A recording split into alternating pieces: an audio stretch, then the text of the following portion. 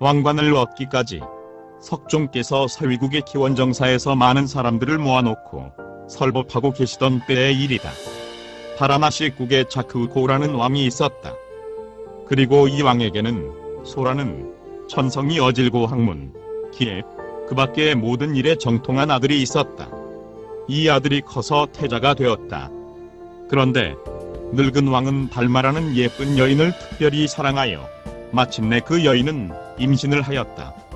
이 사실을 안 늙은 왕의 기쁨이란 이루 말할 수가 없었으며 얼마 아니하여 태어날 아이에 대하여 점장이를 불러다가 급히 이 점을 쳐보았다. 태어나는 아기는 왕자입니다. 그 왕자님은 훗날 반드시 왕을 죽이고 제가 왕위에 오릅니다. 이 무서운 예언에 늙은 왕은 매우 걱정을 하였다. 자기는 늙어서 죽을 날도 멀지 않으니 내가 죽은 뒤에 태자 손은 그것이 두려워 탈마 부인의 아들을 죽일 것이 틀림없다. 만일 그렇게라도 된다면 탈마가 불쌍하다. 어떻게 해서든지 이 불행을 없앨 도리는 없을까 하고 사이고라는 대신에게 의논을 하였다. 그리하여 탈마 부인과 태어날 아이의 일에 대하여 모든 것을 이 대신에게 맡기고 이윽고 늙은 왕은 태어나는 아기의 얼굴을 보지 못한 채 숨을 거두었다. 그래서 늙은 왕의 아들인 소태자가 왕위를 이었다. 왕위를 이어받은 소왕은 어느 때 달마 부인을 죽여라 하고 명령하였다. 왕의 명령을 들은 사이고 대신은 임금님이여 까닭없이 선왕의 부인을 죽이는 것은 잔혹합니다. 불륜입니다. 부인은 지금 임신 중이며 아직 태어날 아기가 남자인지 여자인지 확정되어 있는 것도 아닙니다. 그런데 부인을 죽인다는 것은 지나친 일입니다. 제발 그 일은 그만두어 주십시오. 만일 태어난 아기가 아들이라면 그때에 가서 죽여도 늦지는 않을 것입니다. 잠시 두고 보시는 편이 좋으리라고 생각되옵니다. 하고 말리었다. 네 말도 그럴듯하다. 그러면 잘 주의해서 낭패 없도록 해라. 왕은 이렇게 사이고 대신해서 명령을 하고 달마 부인을 죽이는 일은 중지하였다. 그 뒤 부인은 발이 차서 토실토실한 사내 아이를 낳았다. 놀란 것은 사이고였다. 사내 아이를 낳으면 어쩔 수 없이 부인과 태어난 아기를 함께 죽이지 않으면 안 되므로 어떻게 했으면 좋을지 몰라 절절매고 있을 때 부인이 분만한 것과 같은 시간에 어느 어촌의 어부의 아내가 계집애를 낳았다는 소리를 듣고 곧 그 어부의 집으로 몸소 가만히 찾아가서 약간의 돈을 주고 부인이 낳은 아기와 그 계집애를 바꾸어 데리고 와서 시치미를 떼고 왕에게 임금님, 달마 부인은 오늘 아침에 계집애를 낳았습니다. 하고 보고하였다. 그래, 그거 잘 되었다. 나에 대한 화근은 이제 사라졌다. 하고 거짓인 줄은 모르고 왕은 안심하였다. 한편 아기를 바꾼 어부는 그 아기가 성장하였으므로 학교에 보내었다. 나면서부터 슬기로운 그 아이는 성적이 매우 뛰어났으며 특히 문장에 천재적인 재능을 가지고 있었으므로 이름을 호장문장이라고 지어주었다. 어부의 집에서 돌아온 사이고는 달마 부인에게 부인의 아드님은 문장에 뛰어나 장래가 아주 유망합니다. 하고 조용히 알렸다. 그래요. 꼭 한번 데려다 줄 수 없겠소.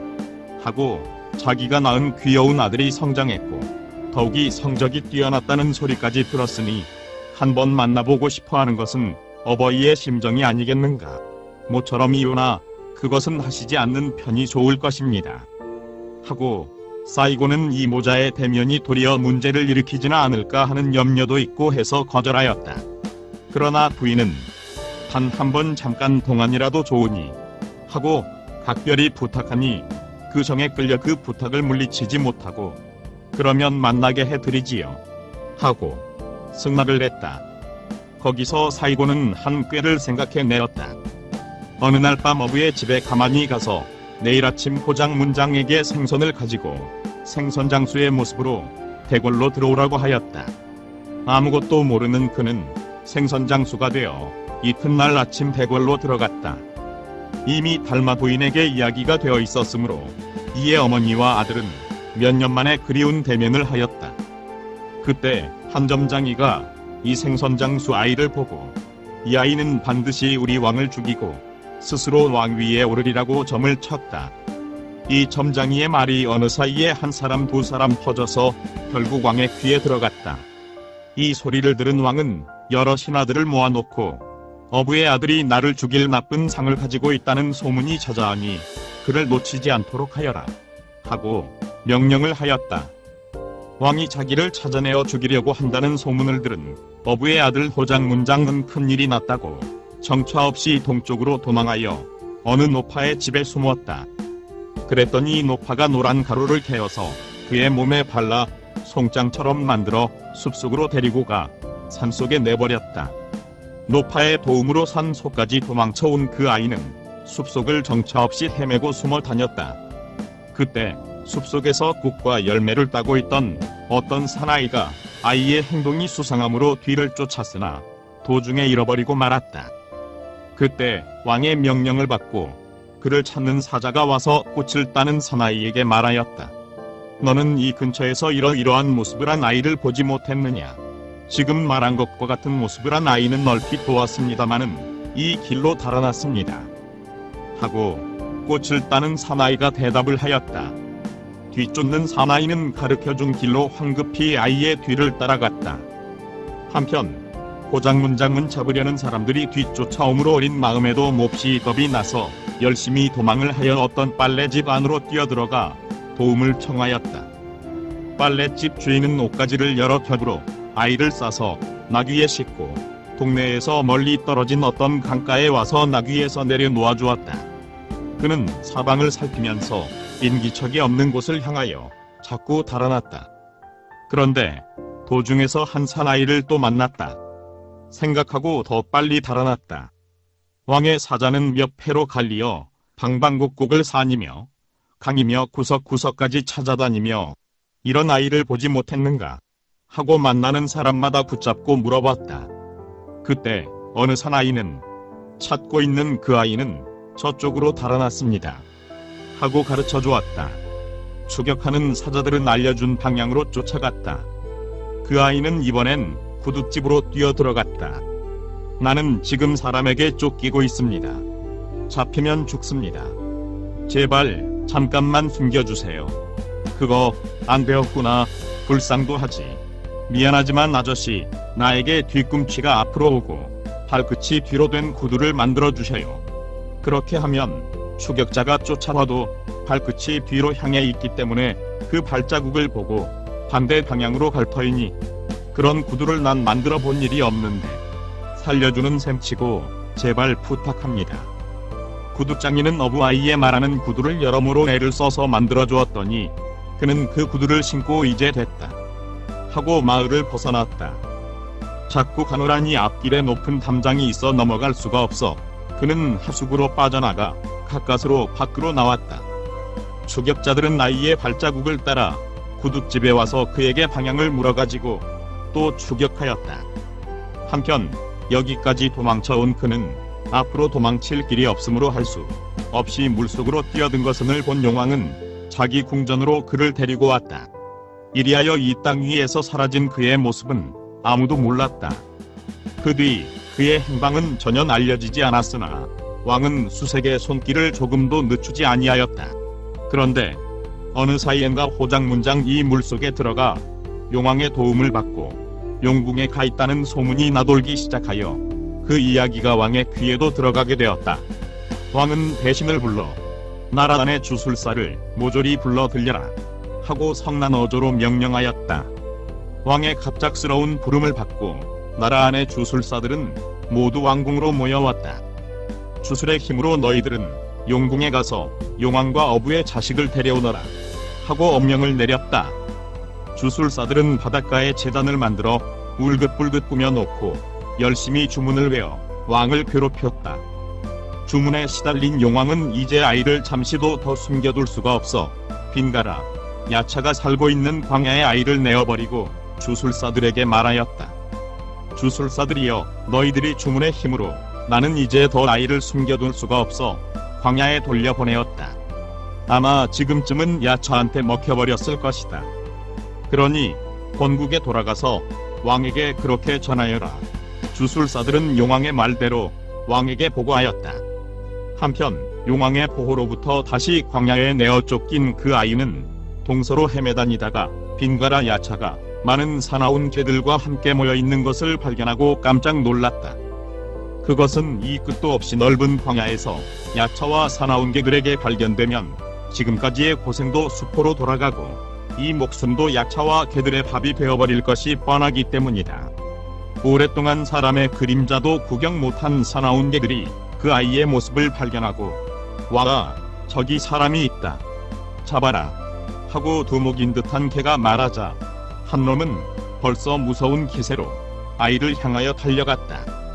개가 자기를 향하여 달려오는 것을 본 그는 황급히 나무 위에 올라가 그 난을 일단 피하였다. 개는 나무 밑에서 멍멍하고 무시무시한 소리를 내어 짖고 있다. 거기에 빈가라 약차도 또 달려왔다. 요 녀석아, 누구든지 광야에 오면 반에 먹이가 되는 법이다 하고 협박하였다. 목숨이 닿을 때까지 나는 여기에 있겠다 하고 아이는 대답하였다. 좋다. 그러면 나도 네가 할 수 없이 내려올 때까지 여기서 기다리고 있지 하고 야차는 옷을 벗어 개어서 그 나무에 묶어놓고 아이와 버티기 내기를 시작하였다. 야차와 버티기 내기로는 도저히 이길 까망이 없으므로 아판사판 나무에서 뛰어내려 걸음아 날 살려라 하고 도망을 치기 시작했다.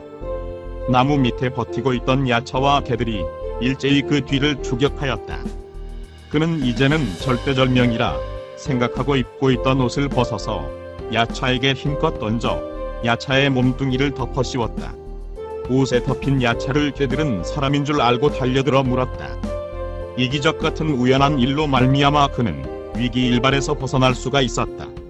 범의 아가리를 가까스로 벗어난 그는 나에게는 부모도 조부모도 있다. 숫째 이제부터 신선을 찾아가서 출가나 하리라 생각하고 걸음을 재촉하여 신선이 살고 있는 곳을 찾아갔다.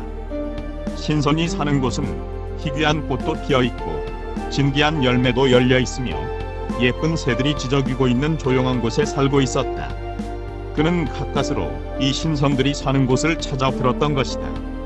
한편 왕은 아이가 광야에 내어 쫓기었다는 주술사의 보고를 듣고 광야를 뒤졌으나 없으므로 주술사의 보고가 거짓임을 알고 더욱 엄중한 탐색망을 펴도록 명령하였다. 구석구석을 뒤진 결과 아이가 신선이 사는 동산 수풀에 숨어 있음을 알아내었다. 수많은 추격자들은 이 조용한 동산 수풀에 마구 뛰어들어 아이를 붙잡으려고 하였다. 아이는 붙잡혔다가는 큰일이라고 몸을 날려 골짜기에 뛰어내렸다. 그때 추격자는 아이의 머리카락을 움켜쥐었으므로 뛰어내리는 순간 잡힌 머리털이 몽땅 뽑힌 채 그는 골짜기 밑으로 떨어졌다. 뽑아진 머리털을 손에 움켜쥔 추격자는 오랫동안 말썽을 부린 저 녀석도 드디어 무참히도 죽고 말았구나. 이제 한숨 놓았다. 이 머리카락이 둘도 없는 증거다 하고 뽑은 아이의 머리카락을 가지고 왕에게로 돌아왔다. 임금님이여, 소인은 애쓴 끝에 어부의 자식을 죽였습니다. 이렇게 머리털을 가지고 왔습니다 하고 그 머리털을 왕에게 보였다. 왕은 그것을 보고 그 사나이에게 상을 내렸다. 이 신선이 사는 곳을 지키고 있던 천신은 곧 신선을 찾아와서 당신의 조카가 지금 골짜기에 떨어져 죽어가고 있는데 왜 구해주려고 하지 않는가 하고 꾸짖었다. 이 말을 들은 신선은 뜻밖의 일에 놀라 그것은 큰일이다. 내가 구해주지 않으면 그 아이는 죽어버릴 것이다 하고 주문을 외면서 이상한 신통력을 가지고 골짜기로부터 그 아이를 구해내었다. 빈사 상태에서 떨고 있는 아이를 껴안으면서 너는 안심해도 좋다. 너를 괴롭히는 자는 이제 없다 하며 등을 쓸어주면서 이상한 신통력으로 지금까지 남자이었던 그는 갑자기 아름다운 여자로 바뀌었다. 매우 위험하였던 아이는 신선의 자비로운 손에 구조되고 더욱이 절세의 미인이 되었으므로 깊은 감사를 드리고 바라나시국의 왕의 동산으로 돌아왔다. 남자가 여자로 변했으므로 그 아무도 이것이 어부의 아들이었던 호장문장으로 아는 사람은 없다. 왕의 동산에 가니 등산지기는 아리따운 아가씨가 혼자서 동산에 온 것을 보고 마음속에 수상히 여겨 지금 막 동산에 미인이 들어왔습니다 하고 왕에게 보고하였다. 그럼 그 미인을 데리고 오너라 하고 왕은 여러 사람들에게 성장을 시키고 그 미인을 맞이하게 하였다. 왕은 한눈에 그녀에게 반하여 온 정신을 빼앗겼으나 그녀는 왕의 말을 귀전으로 받아 넘기고만 있었다. 이리하여 며칠이 지난 어느 날 그녀는 돌연히 전과 같은 남자의 모습이 되어 소왕의 머리에서 황금으로 된 왕관을 빼앗아 자기 머리에 쓰고 나를 세워 왕으로 삼으라 하고 중신들에게 추상같이 명령하였다. 이에 좌우의 중신들은 활마부인이 낳은 호장문장을 세워 왕위를 잇게 하였다. 이 호장문장이란 지금의 석가모니다. 구독과 좋아요를 클릭해 주시면 불교 전파 및 불경 보급 사업에 많은 도움이 됩니다.